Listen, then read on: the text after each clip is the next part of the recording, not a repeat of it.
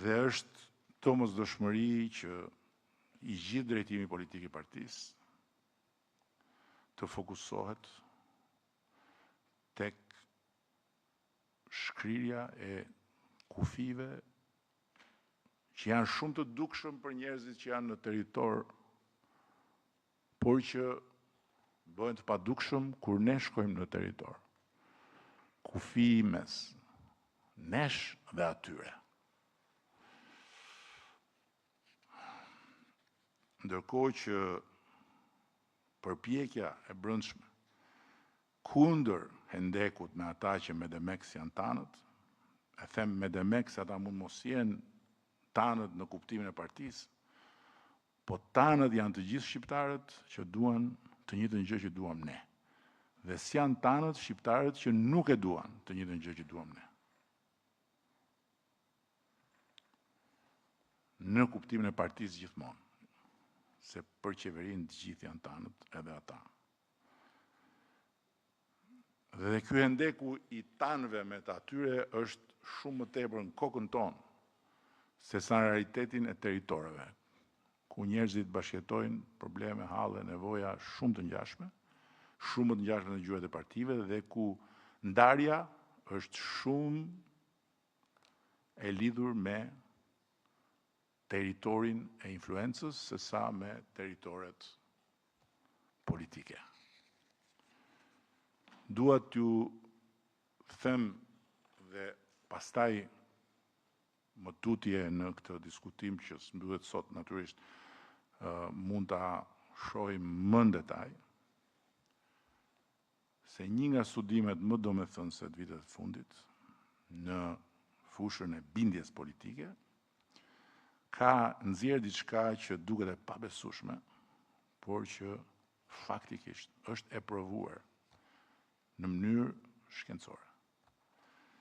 Një bisedë e vetme 10 minutëshe ku tjetri dëgjohet pa e gjykuar përpara sa ti flasësh, ndryshon qëndrime më thellë dhe më shumë se sa kontakti i zakonshëm elektoral.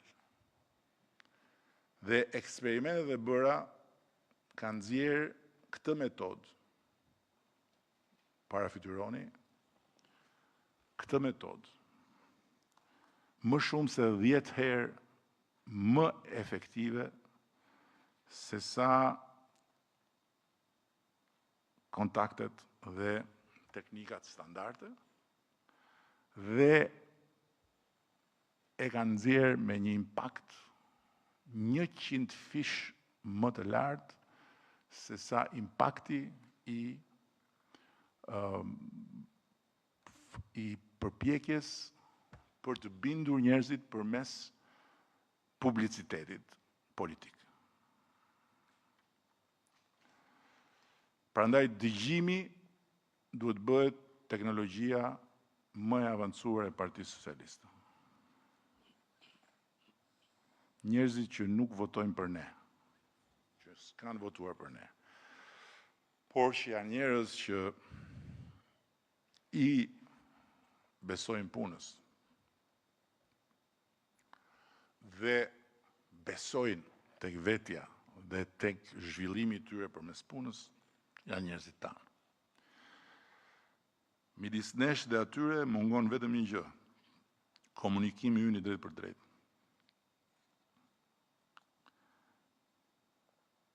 Nga i cili jo vetëm ne mund mësojmë më shumë se 10 mbledhje ku flasim me njëri tjetrin, por mund të ndryshojmë edhe qëndrime të rrënjosura të tjetrit që kemi përballë. Po e mbyll me thelbin e kësaj përpjekje, nëse besa është një fjalë që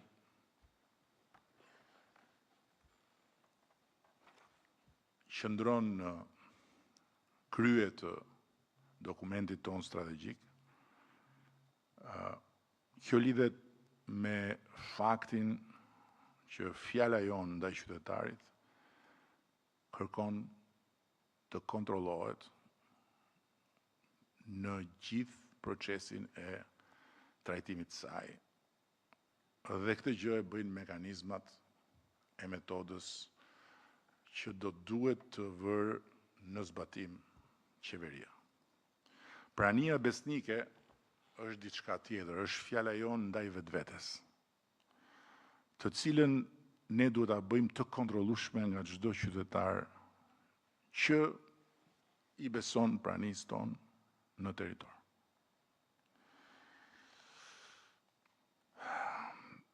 Ata që kanë humbur armatat e fitoreve, të gjithë bashkë kanë pasur natyrisht karakteristika të ndryshme, po kanë paguar një haraq të përbashkët. Kanë fituar me veshët hapur, kanë qeverisur me veshët mbyllur. Partia Socialiste duhet hyjë tek përjashtimet. Ky është misioni ynë lidhur me Partinë Socialiste.